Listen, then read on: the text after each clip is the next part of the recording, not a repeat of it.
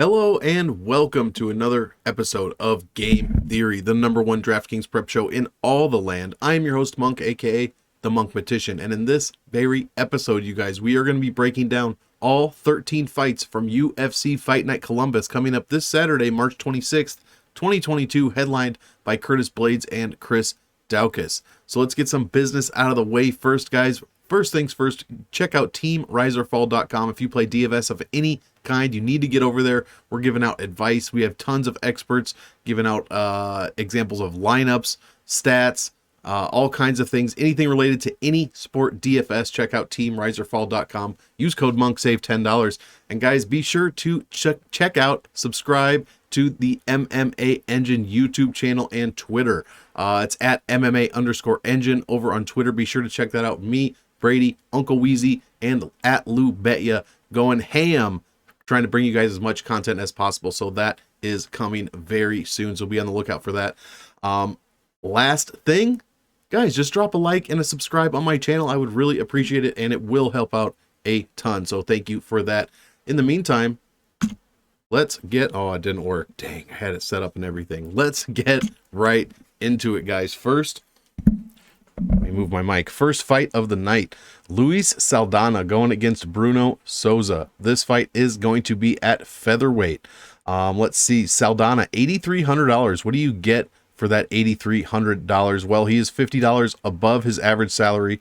You get 1.88 DraftKings points per minute. Not a very high pace whatsoever. Only 54 points when he won in his first UFC fight. Let's see, averages 3.1 points given up per minute, giving up 72 points per loss, which is just one loss. So not a big sample size, but not a lot of points in Luis Saldana fights. Souza on the other side, $7,900. He is $900 over his average salary, averaging half a point less per minute than Saldana, 1.33 points a minute, giving up just over 2. He has no wins in the UFC, one loss where his opponent only scored 60 points. You guys, so no one is scoring points in these guys' fights whatsoever. I mean, I don't have a ton of stats. There's only 2 fights for Saldana, 1 for Souza. No one scored over 90. No one's given up over 90, as we said. Let's see, who's the better striker points per minute? Saldana by about 0.3 points, 1.56 points per minute. No takedown points or knockdown points for either guy. Control time just barely, not giving up a ton either. Well, Souza isn't. Saldana gave up 0.5 control time points per minute and 0.67 opponent takedown points per minute. So he is giving up ground points, but Souza was not able to show any kind of ground game in his first fight. Some actual statistics here, some relevant fight stats. Let's see, significant striking defense for Souza, 39%. I mean, this fight went all 15 minutes with Melsik Bagdasaryan, who I do think is a decent talent. So that shouldn't count you out on Souza all the way. In fact, his strength of schedule is much better than Saldana is over his last 5. You want these numbers right here. Whoops, you can't see my cursor.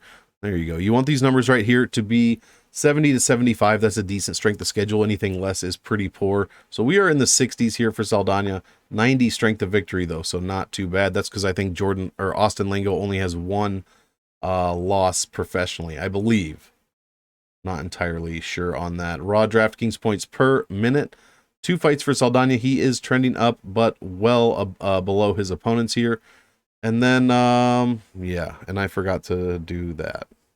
Actually, I'm just going to, you guys are going to see some behind the scenes here. Sorry, but I forgot to finish something. Got to get my standard deviation in there for my accurate projections. Behind the scenes with Monk. I was just going to stop the entire video, but fuck that shit. I don't feel like it. There we go. Those look like better numbers. 58 points for Luis Saldana in a decision, 69 for Souza. Here is the DraftKings visual statistical recap and aggregate career finish percentages. Not much of a graph here to look at. 2 fights for Saldana, only 1 for Souza, so there's nothing here. And then as far as finishes go, not very high percentages in finish losses. 68% in wins professionally have been finishes for these guys. And at the end, as usual, I will show Computer Monk's picks and projections for this entire card. So stick around for that. Second fight, Matthias Nicolau going against David Dvorak. This one is going to be at flyweight. Nicolau, $7,800. He is $675 less than his average salary, scoring 3.56 points per minute, allowing the fourth best number on the card, only 1.87 points coming back at him per minute. Did only score, or is only averaging rather, 87.39 points per win in the UFC. And guys, that is over 5 wins, so not a very good number. Did get smashed when he lost. David Dvorak, another very low scoring guy, 75.27 points per win, only 2.35 points a minute. And another guy giving up, less than 2 points per minute overall, fifth best number on the card, and he is cheaper than his average salary by $67, is David Dvorak. So we are getting both these guys under their average salary here. Flyweights, flyweight, somebody from that division makes the optimal 48.48% of the time they fight since January 1st, 2021. On the second fight of the night, someone makes it 50% of the time. Let's see, the $8,400 salary, only a 50% win percentage here, so that is interesting. When Matthias Nicolau wins by sub, highest point number on the card, 117.31 rather.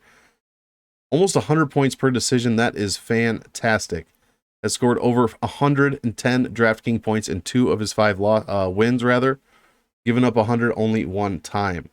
Here are some relevant fight stats. Or sorry, we're not there yet. I don't know even what I'm looking at. Very even as far as points per minute when it comes to striking. Nicolau with the much better takedown game on offense, and Dvorak is susceptible to takedowns, giving up 0.46 points per minute just in takedowns. Nicolau in his one loss, a first round loss, so something to look at there. And then some relevant fight stats here. Pretty good offensive numbers from Nicolau. Takedown defense, 92%. Fantastic. 4-1 in his past 5. Dvorak is 5-0 with a pretty poor strength of schedule for both of these guys, actually. Nicolau coming off of wins over Manel Kape and Tim Elliott. Only loss in the UFC was to Dustin Ortiz, first round knockout, as I mentioned. And then Dvorak hasn't, this could be his toughest competition for sure in the UFC. Raw DraftKings points per minute. Nicolau well above his opponents, as we discussed, almost 1.75 points per minute, and trending, barely trending up, it looks like. Whereas David Dvorak over his opponents and trending way up. So good for both of these guys. Some DraftKings visual statistical recap right under the projections here. Some interesting looking graphs. Dvorak definitely, only 1 fight, 3 fights rather. I kept thinking I was on the last fight, so only 3 fights. But he has a better UFC win percentage, finish win percentage, and bonus points per win for sure. Nicolau has himself his own categories: DraftKings points per win, average value, striking points, etc. And then the aggregate finish rates here. 100% of their losses in the UFC have been by finish. That's only 1 loss from Nicolau. So this one could be interesting. I don't know what Computer Monk's going to be thinking of this. I personally like Nicolau here for the $7,800 salary, but we shall see. Next fight. Jennifer Maia going against Manon Fiorot. I love this fight. I'm interested to see anytime Manon Fiorot steps in the cage to see what she can do. The highest salaried fighter on the card at 9,400. Fiorot scores 4.29 points per minute, 102.57 points per win. That is insane. She's giving up the lowest pace on the card, or the lowest defensive pace on the card, 1.31 points per minute. That's all that gets scored on her. Has not lost in the UFC yet, 3-0. She has a 3-point differential as far as pace goes. And she is a bit over her average salary at $633 more. So you do have to pay up for her, but she may be worth it in this case. Although Jennifer Maia only been knocked out once in her career and never in the UFC. She is $6,800, $863 cheaper than her average, scores 2 points per minute, gives up 3.15 per minute, and only averages 72 when she wins. So even if you're on the Maia side, I don't know how you could roster her here with those kind of numbers. I mean, towards the very bottom end of the division. 90 points per loss is what her opponents score. Let's see here. Is this, women's flyweight. Always have to highlight this. Someone from the women's flyweight division, each time they fight, makes the optimal lineup at a 58.33% pace. That is the best percentage out of all weight classes. Heavyweight, light heavyweight, middleweight, doesn't matter. Women's flyweight, 58.33%.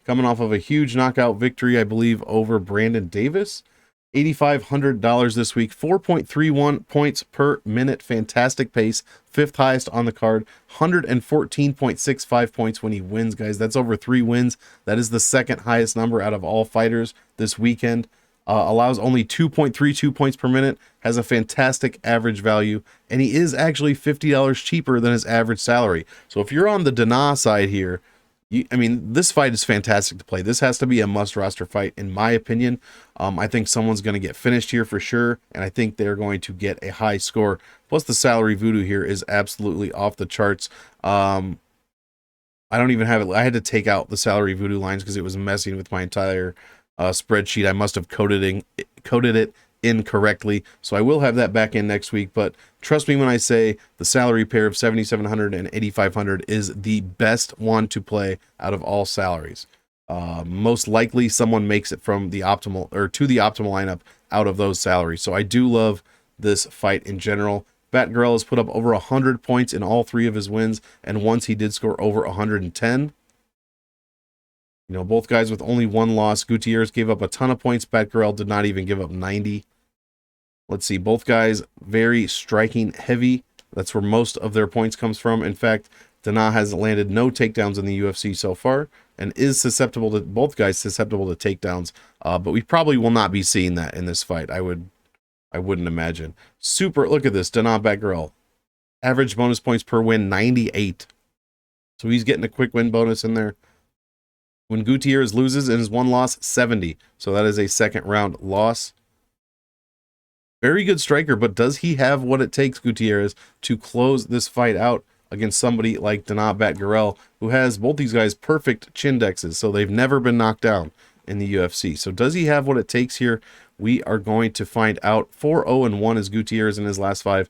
Batgirl is 4-1. Some pretty poor strength of schedules here, sub 70 for both sides, although Gutierrez, as I said, has no defeats in his past 5. Still, sub 70 as far as strength of schedule goes, not optimal at all. Let's see, Batgirl coming off of 3 KO victories, all in the first round, so no wonder why he's scoring so many points here. Gutierrez coming off of 2 wins, draw, and then 2 wins before that. Not very high scores. I mean, the Vince Morales fight, he got a 2nd round KO, but these rest of these have been decisions. 70-some points. I mean, not a good look. 40 against Cody Durden. So not great there. Chris Gutierrez, that draw is not aging well, as we saw on Saturday. Gutierrez with being well over his opponents as far as points per minute and trending ever so slightly down, while Batgirl obviously well above and trending sky high. Here are my projections. And then the DraftKings visual statistical recap. Danaa with the much, much higher real estate. Gutierrez just barely poking out in strength of victory and then striking points per win, which is not surprising whatsoever. Gutierrez very boxer heavy, whereas Danaa is as well. But I think that's really Gutierrez's focus. And then the finishing percentages here for their career and UFC career. Not very many finishes. I'd say Computer Monk thinks this goes the distance. We will keep it moving. Sarah McMann going up against Carol Rosa. Women's bantamweight fight. I mean, this one's out of control. Rosa, $8,900. She does put up tremendous numbers, though. 5 points per minute, 105 points per win, giving up only 2.5 points a minute. Average value is the highest on the card, and you're only paying $150 over her average salary. So if you're on the Rosa side, it is a bit high. She has made the optimal one time out of her past 2 fights, but you do get a tremendous scoring upside with that $8,900 salary. Sarah McMann, $7,300. Decent pace, 3.5 points per minute, 95 points when she wins. Gives up almost that when she loses. Very poor average value. She is $1,300, almost $1,400 lower than her average salary here. I mean, it's hard not to be on the McMann side for a dog pick this week, especially where's her takedown game? Takedowns landed 3.17 per 15 minutes. I guess Rosa does have a good takedown defense, but has she ever wrestled against someone like Sarah McMann? That is going to be the question. So possible underdog play here. McMann scoring over 100 points in 2 of her 6 wins and over 110 in just 1 of those wins. Meanwhile, Carol Rosa scoring over 100 in 3 of 4 wins. Let's see, Rosa's 3.69 striking points per minute. That is the highest number on the entire card. She's got a knockdown in the division. She scores takedown and control time points as well. I mean, she's scoring from pretty much every single category. Sarah McMann, I think my voice is going out. Sarah McMann, 1.06 takedown points per minute, almost a point in control time. These are the top first and second numbers on the entire card. That is Sarah McMann's game. She is going to go for takedowns, control time, submissions, etc. Can Carol Rosa defend that? She does have 2 submission losses in her career, none in the UFC so far. But Sarah McMann, 5 submission wins. Let's see here. Rosa, obviously the better fighter on paper, but that doesn't mean anything when you're going against someone that can possibly land takedowns on you. So this 91.67 takedown defense, while being fantastic, will be put to the test this weekend, 100%. So we'll just have to see how well that holds up. If that holds up, Sarah McMann has no chance in this fight whatsoever, and Carol Rosa should win an easy decision. And in her decision wins, I mean, she's scoring very well. I mean, what was that number? 104.78. So in her, she's scoring over 100 points per win, and these are all in 3-round decisions, you guys. She is scoring fantastically well. Meanwhile, Sarah McMann, 2-3 in her last 5. Terrible strength of schedule, but still better than Carol Rosa's in most categories, although she is undefeated, as we said, in her last fight. See any common opponents? I do not believe so. A couple of graphs here. McMann above her opponents, but trending way down, while our opponent's graph, Rosa, is the exact opposite, well above and trending up pretty steep. DraftKings, oops, there's my projections. DraftKings visual recap. Interesting looking graphs here. Rosa, no finished wins. That's why there's a big chunk of her graph missing right here. But McMann is really not impressing me, sticking out as far as any category. I mean, maybe the bonus points per win, I suppose, because only bonus points we're getting from Rosa is from her decision wins, 30 points. That's it. So not great. And then the aggregate finishing percentages, very high, and losses, guys, very high. Most losses coming by way of finish. Most, less than 50% of wins coming by way of finish. So very interesting there. I think this one probably goes to decision with Carol Rosa being the winner, but I do like the Sarah McMann takedown upside for sure. And she scores pretty well too. Like we said, 95 some points per win. Next fight, Neil Magny going against Max Griffin. Neil Magny, $8,800. This is such a cursed salary, you guys. I hate, if you're a loyal listener or watcher of this show, you know how much I hate the $8,800 salary. I think it's garbage. I think they stink. $7,400 for Max Griffin. So yeah, I won't be playing much of this fight. 3.3 points for Neil Magny per minute. 93 when he wins, so not a great number there. 13th highest. Let's see, giving up only 2.5 points a minute for an average value of 8.92. You're paying almost $810, or not almost. You're paying $810 over Neil Magny's average salary this week. Not a good look. Max Payne Griffin has made the optimal in 1 of 2 fights since the beginning of last year. 89 points per win, 3.17 points per minute, so very comparable numbers there. Only giving up 2.51 points per minute when he, or to his opponents rather. And Griffin, $700 less than his average salary. So if you're on the Griffin side this week, now is the time. Yeah, the $8,800 salary wins 70.21% of the time, but I don't have the number up here. But in those wins, it only makes the optimal like 20% of the time. It is the worst salary to play. It scores like 87 points in a win, by far the lowest number out of all salaries. It's just something about $8,800 is absolute dog shit. So avoid that salary at all costs. Maybe every 1 out of 5 tournaments you can play it, something like that. But I wouldn't go much more than that. When Magny wins by knockout, 110 points, 113 when he wins by sub, and a pretty respectable 83.44 when he wins by decision. Much lower numbers for Max Griffin. Let's see, Magny scoring, over 90 points in 61% of his 18 UFC wins. Scoring over 106 of those wins. So not terrible, but not great. Has given up over 90 and 85, so 6 of 7 losses, over 100 and 5 of 7 losses.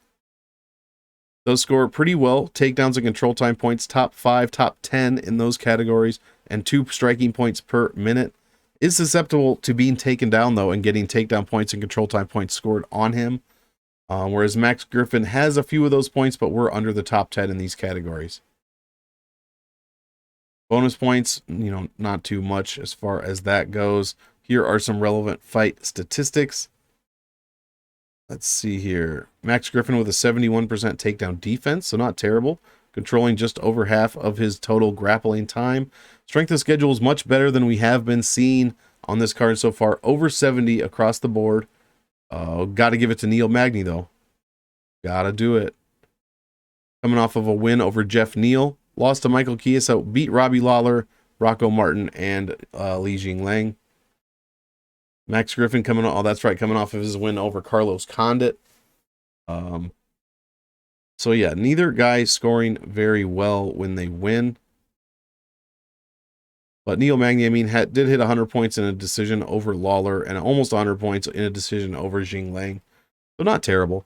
And then we are over our opponents here, but trending down is Magny. And then same thing for Griffin, but trending up. So that is what you would like to see. And surprisingly here, Max Griffin, 2 years older, a year and a half older than Neil Magny is. So I was not expecting that. Here are my projections. Visual statistical recap. Some pretty interesting graphs from both these guys. Max Griffin, very solid fighter. That's kind of what these flatter plateau type graphs kind of look like, or kind of represent. More of a solid, consistent fighter. With Magny pretty sharp on a couple of... he could really improve his finish win percentage. That would very much help his DraftKings stock. But obviously, that's not his problem. Neil Magny, here are the aggregate professional career finishing percentages for both guys, not just Neil Magny. Under 50% in every single category. So most of these guys' fights going to decision.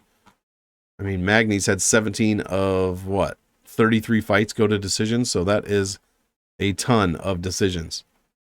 Next fight, Mark Diakiese going against Vyacheslav Borshchev, aka Slava Claus. What can we say about this one? I am very much looking forward to Slava fighting again this year and seeing what he can do against a step up in competition this time.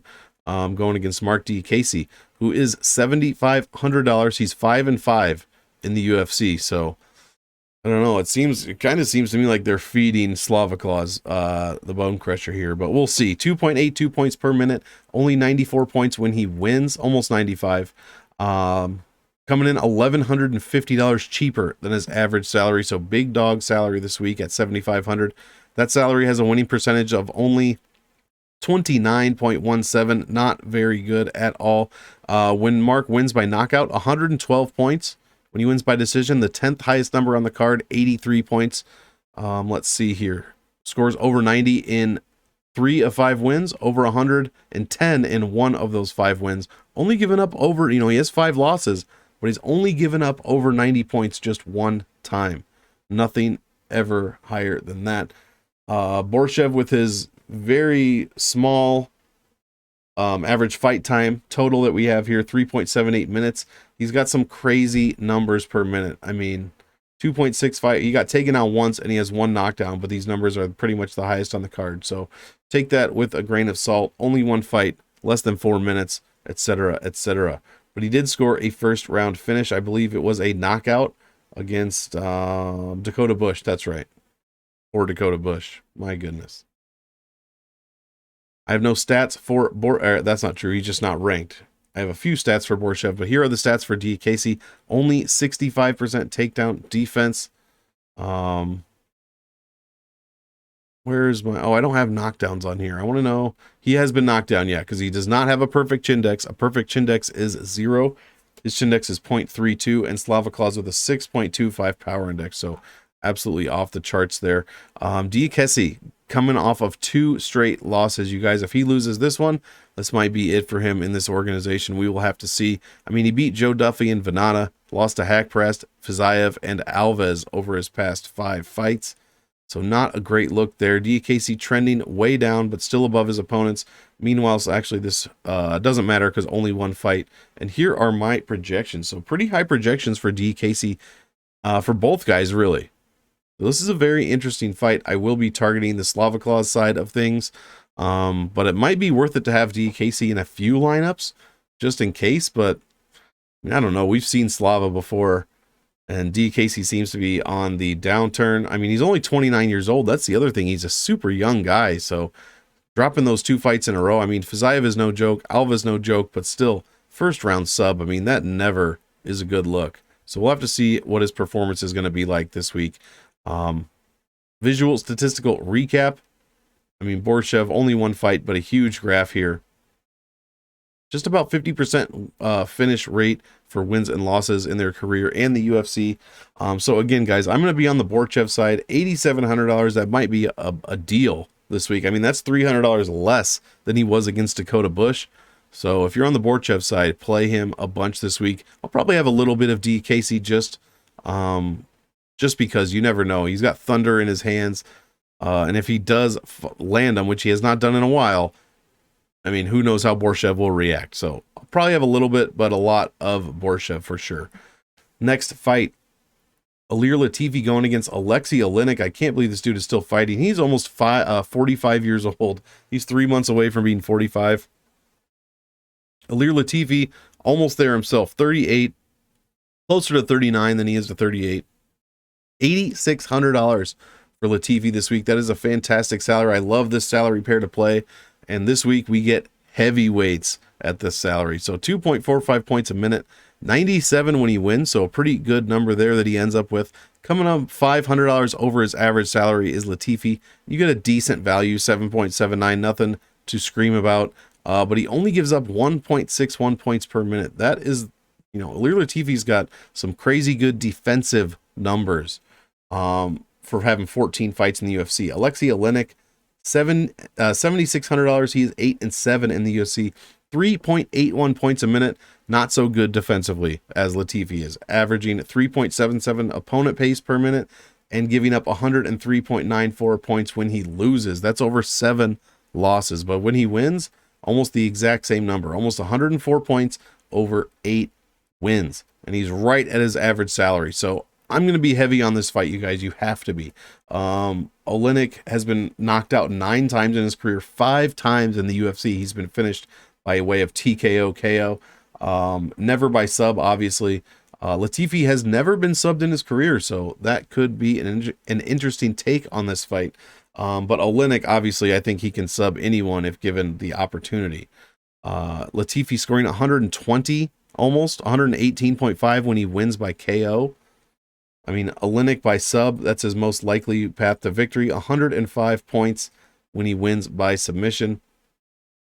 He has put up over 100 points in, let's see, 71% of his wins. This can't, oh no, his opponents. He's given up, that's right, he's given up over 100 points in 71% of his 7 losses and over 110 in almost 50% of those losses, guys. So a ton of points being given up by Oleinik. If he doesn't get the sub, I mean, he's getting taken down, he's getting controlled, beaten up until he catches you in that Ezekiel choke off of his back, or if he's able to reverse position, if you do something stupid. So basically, it's like Paul Craig was last weekend. He's doing nothing but giving up points until he wins the fight. So that's kind of the Oleinik blueprint. And then very high bonus points for these guys when they win, and in fact when they lose as well. 53-70 when they lose. So bunch of finishes for these guys in their UFC fights. And then some relevant fight stats here. Not great for Oleinik. I mean, controls a lot of the grappling time, has a decent accuracy, but most of these numbers are below average for the card. Meanwhile, ALL Latifi, most of his numbers are above. He controls 92% of the grappling time that he's involved in. So this fight could be very interesting. Strength of schedule, it's going to Oleinik, and it's not even close. I mean, I guess it's somewhat close, but I mean, he's dominating all 4 categories. Fight history in last 5 fights. Latifi is 2-3. Both guys 2-3 in their last 5, whereas Oleinik is coming off of 3 straight losses. Latifi did get a win over Tanner Boser. So, I mean, spent 2 fights at heavyweight now. First one was against Derek Lewis, where he did take that to decision, and then Boser, he did get the split decision win. So who knows? Alexei Oleinik, 3 losses in a row. Lewis, Daukaus, and Spivak, and he got KO'd by Lewis, whereas Latifi, like I said, went to decision. Well above his opponents is Latifi, but trending down. And Oleinik right at his opponent's level, but also trending down. So here are some projections for the fight. Not very high projections for my magical $8,600, $7,600 salary pair, but we will see. This is a heavyweight fight. Anything could happen. Maybe we'll get an early finish, early KO. Who knows? But I will not be super heavy on this fight, but I will definitely have some of both sides. Here is the visual statistical recap, and I think it's going to go to Oleinik just barely, mostly for those finish win percentage. That is very important to get that finish win in the UFC when it comes to DraftKings. You got to have those bonus points, and well over 50% in every category as far as finishes go. Yeah, Computer Monk definitely thinks this one is finishing inside the distance. I tend to agree. I mean, although put together, these guys are how old? 82 years old, almost 83 years old. So actually over that. Almost 84 years old. So very, very old heavyweight fight here. Next fight, we will keep it moving. Askarov, 36 minutes. All right. We're about to set a record this week. Going up against Kai Kara France. Flyweight fight. We've been waiting to see Askarov, at least I have, for a while now. It's been over a year since he's fought. $9,100. Now, what do you get for that? You get a good pace. 3.18 points per minute, but only scores 77 points per win. That's only 3 wins, but still, that is too low of a number to be thinking about spending $9,100 on, in my opinion. So unless you think he's going to come out here and starch Kara France early, that's a bit tough, man. Well, I mean, let's look at his takedown numbers. He has tons of takedown points and control time points per minute. So maybe not starching early if he can, rather, if you think he's going to come out and be able to land takedowns on Kai Kara France, who historically does not give up a ton, has an 87.5 takedown defense, then yeah, roster him. But 9,100, I'm going to be pretty low on Askarov this week. I'll think this one probably goes to decision. I mean, I guess he could sub France. That's might be a good path to victory as well. But yeah, I don't know. I guess I'm talking myself out of a fade is what I'm doing. That's what you're watching. You're watching me myself talk myself out of a fade. France, $7,100, 3.36 points per minute, 90 points per win. Gives up almost 90 points when he loses. He is $1,600 cheaper than his average salary. My goodness. Has a one point per minute differential over his opponent and a decent average value of 8.61. Let's see, scores 113 points when he wins by knockout and a decent 85 when he wins by unanimous decision. Whereas Askarov, 77.43 in his 3 UFC decisions. And then France scoring over 100 points in 50% of his UFC wins and over 110 in 2 of those 6 wins. As I mentioned, tons of takedown and control time points for Askarov, even some reversal points in there. So we know what his game is going to be. Kai Kara France, like I said, does not historically give up a ton of takedown and control time points, but this might be a different animal. I mean, he's going against an OV, so he's going to have to step it up. That 87.5% takedown defense will be put to the test. I mean, Askar lands 2.75 per 15 minutes. I suspect he will try to get a few more than that. Strength of schedule, going to be Askarov here. Kai Kara France just at about 70, maybe a few points over, whereas Askarov is at 73, 75. No defeats. Coming off of a win over Joey B last March, Pantoja, Tim Elliott, and a draw against the former champ Brandon Moreno, whereas Kai Kara France coming off of a spectacular win over Cody Garbrandt. Fantastic. I think he's probably getting a bit too much love for that win because I think Garbrandt is completely spent, obviously. So I will be on the Askarov side here, I think. I just like his scoring upside, the takedown possibilities, etc. Whereas Kai Kara France is more of a stand-up fighter, I believe. Let me see here. Yeah, he's landed how many takedowns in his past 5? 0. So yeah, whereas Askarov landed 5 in his last fight, and 11 in the UFC total. So I'll be on the Askarov side here for the huge wrestling upside projections, etc. Here are my visual statistical recap. Much better graph for France. But that's just because Askarov has no finish wins. He's missing a giant chunk of his points here. But in his, not defense, but he does only score 77 points per win. So unless you think he's going to get a finish over France, I probably would stay a bit under on Askarov. But I'll have a bit of both of these guys. Much less France than Askarov. But yeah, just because I think this one probably goes to decision. But I like the Askarov side regardless. Matt Brown going up against Brian Barberena. My goodness, the fight we didn't know we had to see, I guess. 41 years old is Matt Brown, 16-12 in the UFC, coming off of a win, that's right, over Diego Lima about 9 months ago. $8,200 is Matt Brown, 3.14 points per minute, scores 101 points when he wins, guys. That is over 16 wins, gives up only 97 when he loses, so a decent score. I mean, allows a bunch of points as well, but I mean, if you like Matt Brown here, it's a decent play at $8,200. Nobody's breaking the bank in this fight. Brian Barberena, $450 under his average salary at $8,000. 3.5 points per minute, 96 points when they win. So these guys are putting up very similar numbers as far as DraftKings go. Whoever you think is going to win this fight, if you feel comfortable with those numbers, 96 and 100 points per win. I mean, we're in the 80s per decision win, well over 100 in knockout wins. I would say go ahead and roster a little bit of them. You're not breaking the bank with either one, and they could possibly get you 100 points. I tend to think this one goes to decision, so we're probably closer to the 80 and 90 points range. So I might be a bit under on these guys, but I don't have a problem playing either one of them with the way that they generally score. I mean, neither one of them is probably going to look fantastic. I mean, Barberena looked pretty awful against, who was it, Witt? Yeah, Jason Witt. He beat Darian Weeks, but that was a decision fight. I mean, and Darian Weeks, I don't even know if he should be in the UFC yet. So that was an interesting fight for Barberena.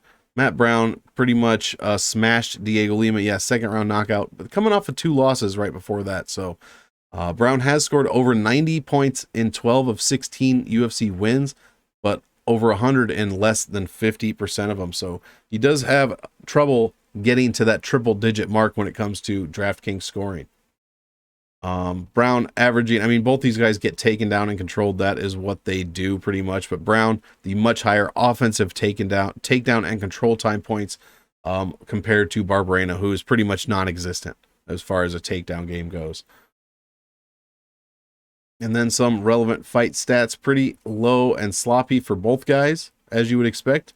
Brown 3-2 in the last 5, Barberena 2-3. Barberena with the much better strength of schedule, though. The only thing comparable is the strength of victory, both at about 65, but everything else is Barberena by about 5 points or so. Here are the last 5, as I previously mentioned. I mean, Barberena is losing the good guys, Luque, Brown, Jason Witt, but his only wins are against guys like Ivy and Darian Weeks in the past 5. Not impressed. Not impressed. Raw DraftKings points per minute, Matt Brown under his opponents and trending down. You never want to see that. And then same exact thing for Barberena. So it looks like these two guys are perfectly matched. Yeah, I think this one goes to decision. And I think it'll probably be a pretty low scoring fight. I mean, maybe Brown, if someone's going to finish, I think it's Brown. 100% by knockout. Otherwise, I think it's going to be a decision. I'd say Barberena decision is number 1.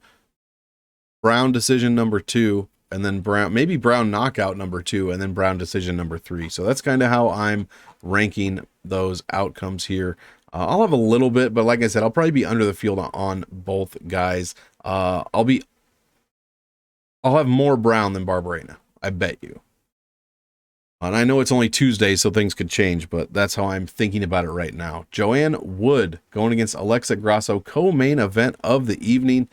Joanne Wood, $7,200, $890 under her average salary. She is a great scorer, you guys. 4.47 points per minute. That is the 4th best pace on the entire card. 109, almost 110 points when she wins, and this is over 7 wins. So these are fantastic numbers. She has made the optimal in one fight since 1/1/21.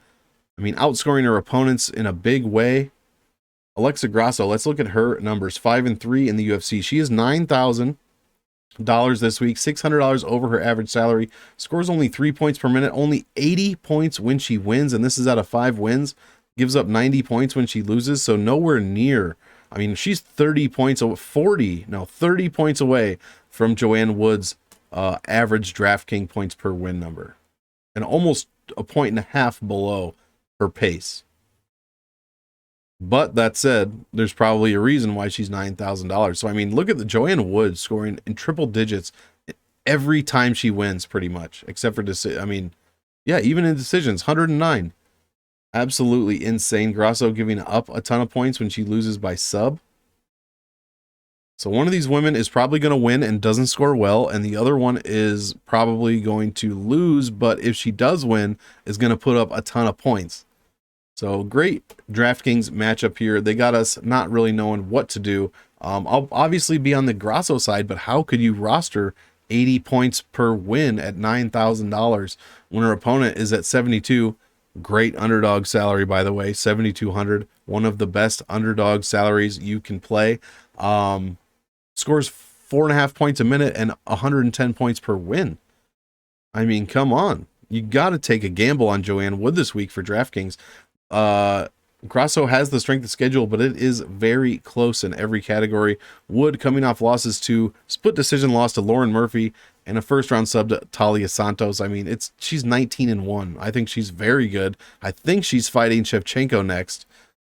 So that's nothing to, be sad about. She did get subbed by Maia in the first round, but at least she beat Jessica I. So if she would have lost to Jessica I would not even be thinking about playing her this week. But Grasso coming off of 2 fantastic decision wins over Kim and then over Barber, which was a very close fight, but she did get the unanimous decision there.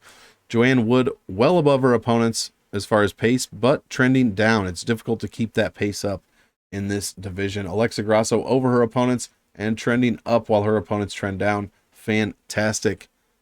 She's almost got that Tatiana Suarez fight off of her last 5. That's messing up all of her numbers. Here are my projections. Obviously much higher for the scoring machine that is Joanne Wood.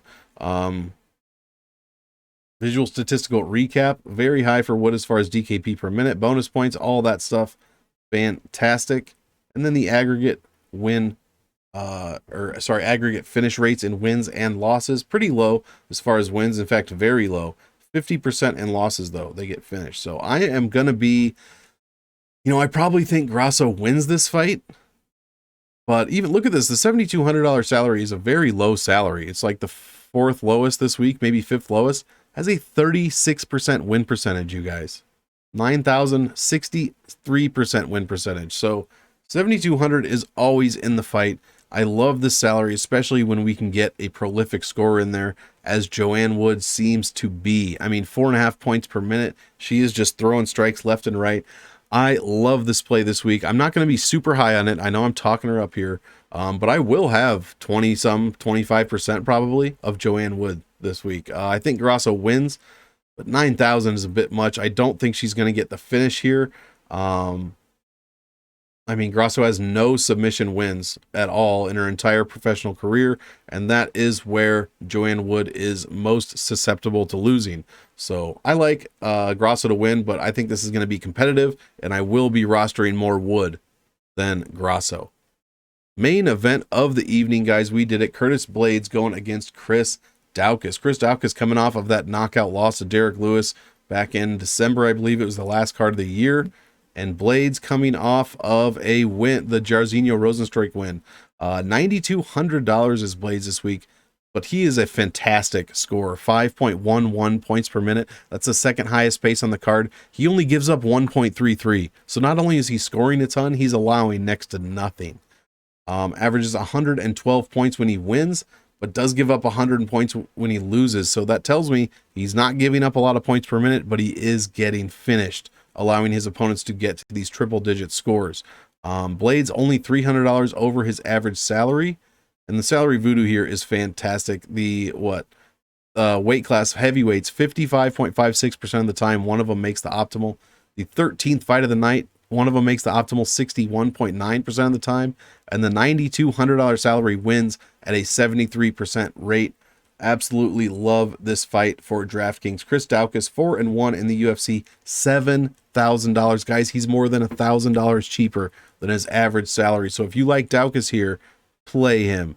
And you know how Blaydes had the second highest pace on the card? Well, Daukaus has the highest pace, 6.90 points per minute, 119.8 when he wins. I mean, these numbers are way too high to ignore. Only made the optimal once out of 3 fights in his past 2 years or so, year and a half, but those numbers are crazy. 6.9 points a minute is absolutely outstanding. Almost 12 value. I mean, he's got a differential of almost 5 points a minute. This is ridiculous. Curtis Blaydes scoring over 100 points, 60% of his 10 wins. So 6 out of 10 wins, scores over 110 in 5 of those wins. So just a huge scorer here. Daukaus, the same type of numbers as far as scoring over 100 points in all 4 of his wins, and 2 of them over 110. Where are we scoring here? Blaydes is a takedown machine. This guy scores 2 points a minute in striking, over 2 points per minute in just takedowns. Guys, that is the highest pace in that category on the entire card. The second best control time points per minute, 0.97. Absolutely insane. If I'm Chris Daukaus, I'm training nothing but wrestling defense this week, takedown defense, or this camp, I mean. This is going to be rough for Chris Daukaus, who only scores points striking. I mean, does not have any takedown points in the UFC, has a bit of control time points, but not many to speak of. Guys, the bonus points in losses are off the charts in this one. 85 for Blaydes, 90 for Daukaus. Someone's getting finished in this fight. This one is going to be very exciting. I mean, the 3rd overall and 4th overall fighter supposedly on the card, according to this fucking computer who doesn't know anything. Daukaus, 100% takedown defense. I'd have to go deeper into the stats and see. Actually, we can. No, we can't. I'd have to go deeper in the stats to see how many takedowns were actually shot on him. But 100% takedown defense on paper is fantastic. That's going to be put to the ultimate test on Saturday going against Blaydes. Daukaus with the bit better strength of schedule. Actually, they are very, very close, like within a couple of tenths of a point. But I guess we have to give it to Daukaus. He's got 2 green categories here, both over 76. Like we said, coming off that loss to Derek Lewis, he has beaten Abdurakhimov, 2nd round knockout. Oleinik, 1st round knockout. Nascimento, 1st round. Porter, 1st round. Blaydes also knocked out Abdurakhimov in the 2nd round. Wins over Dos Santos, Volkov, and then Rosenstruik. So a couple decisions as of late for Curtis Blaydes, but he is, I mean, against Volkov, he landed 14 takedowns, you guys. He scored 172 points in that fight. Going up against a guy like Chris Daukaus, who we have yet to see his wrestling be tested too much, I like those odds for Blaydes. DraftKings points per minute, he's not even touching his opponent, but he is trending down, Curtis Blaydes, and so is Daukaus. But when you're that high, 6.9, 5.11, there's really only one direction you can go. You cannot keep that pace up for your entire career. Hopefully it'll plateau around 4, 4.5. That would be nice. Here are my projections, the highest on the entire card, obviously, but we also have 5 rounds worth. And then the visual statistical recap, much better graph for Daukaus, except for those grappling points, just off the charts for Blaydes. I mean, not literally off the charts, you can see him right there, but comparatively, it's absolutely insane. Daukaus with the much better finisher, but only 5 fights so far, whereas Blaydes has 14 UFC fights to judge off of. And the aggregate finish percentages, very high. I don't think, in their losses, 100% finishes in their losses, career and UFC career. So I personally do not think this one goes the distance. Who am I going to be higher on? Probably Blaydes. I'm definitely going to have some Daukaus in there, but I think Blaydes is one of the best plays of the entire card. $9,200, the most takedown upside out of all fighters competing, in my opinion.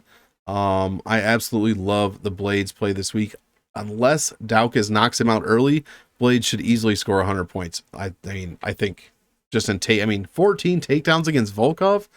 If Daukaus cannot defend the takedowns from Blaydes, he's in for a long ass night and a huge score from Blaydes. So I will be on that side. I do like Daukaus though, but I just don't see it. Blaydes is one tough dude to be going through. So Guys, that is gonna do it. We made it through all 13 fights for UFC Fight Night Columbus coming up this Saturday. So thank you for joining me. And one more time, please hit that like button. And if you're not subscribed to the Monkmatic channel, please hit that as well and the little bell as well. And you will never miss any kind of DraftKings knowledge coming from me. So mix this with your fight tape, guys.